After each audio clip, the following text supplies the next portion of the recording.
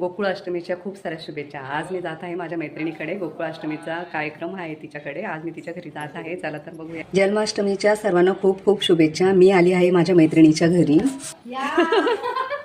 माझी मैत्रीण आहे. आज मैत्रिणीच्या घरी जन्माष्टमीची पूजा आहे. दादांनी बघा किती छान असं डेकोरेशन केलेलं आहे. 15 ऑगस्ट आणि जन्माष्टमी एकच दिवशी आलेली आहे, त्यामुळे दादांनी जन्माष्टमीचे डेकोरेशनमध्ये 15 ऑगस्टची थीम केलेली आहे. दादांनी जन्माष्टमीची पूर्ण तयारी छान केलेली आहे आणि आता दादा पूजा करत आहे. पूजा करताना एक तामण घेतलेली आहे. त्या तामणमध्ये भगवान श्रीकृष्णांची मूर्ती ठेवली आहे आणि मूर्तीवर पंचामृत आणि पाण्याने अभिषेक करून घेतलेला आहे. बालकृष्णाचा अभिषेक करताना ओम नमो भगवते वासुदेवाय नमः या मंत्राचा जप केला आहे आणि हरे कृष्ण कृष्ण कृष्ण हरे हरे, हरे राम राम राम हरे हरे हा जप केल्यानंतर धूप अगरबत्ती दाखवली आणि देवाला नमस्कार केला. सर्व पूजा करून झाल्यावर ताईने नैवेद्यही दाखवले आणि त्यानंतर ताई आणि दादांनी जोडीने पूजा करून आरती ओवाळून घेतली. बालकृष्णाची पूजा करताना गोमातेचीही पूजा केली आहे. गोमातेच्या पूजेला खूप महत्त्व मानले जाते. दादा आणि ताईंनी जन्माष्टमीची खूप मनोभावाने खूप छान अशी पूजा केलेली आहे आणि पूजा झाल्यानंतर दादांनी भगवान श्रीकृष्णांना लोणी माखन याचा प्रसादही दाखवला. जन्माष्टमीच्या दिवशी घरातल्या सर्व फॅमिली मेंबरांनी भगवान श्रीकृष्णाची मनोभावाने पूजा केली.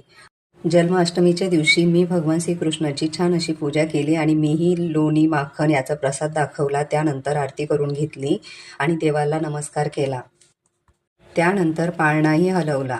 असं म्हणतात की जन्माष्टमीच्या दिवशी उपवास केल्याने आपल्या सर्व मनोकामना पूर्ण होतात. जन्माष्टमीच्या दिवशी श्रीकृष्णाची पूजा नक्की करावी.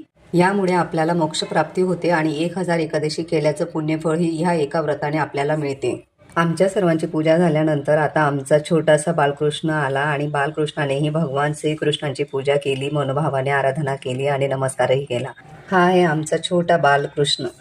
सर्वांनी जन्माष्टमीची छान अशी पूजा करून झाल्यानंतर आता आरतीची तयारी झालेली आहे आणि आता आम्ही आरती म्हणणार आहोत.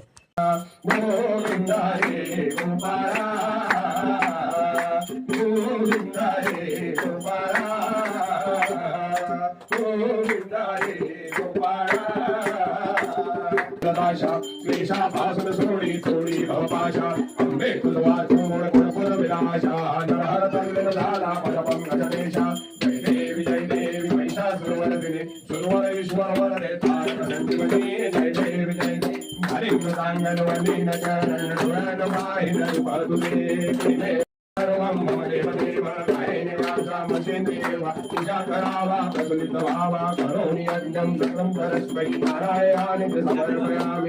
राम राम हरे हरे, हरे कृष्ण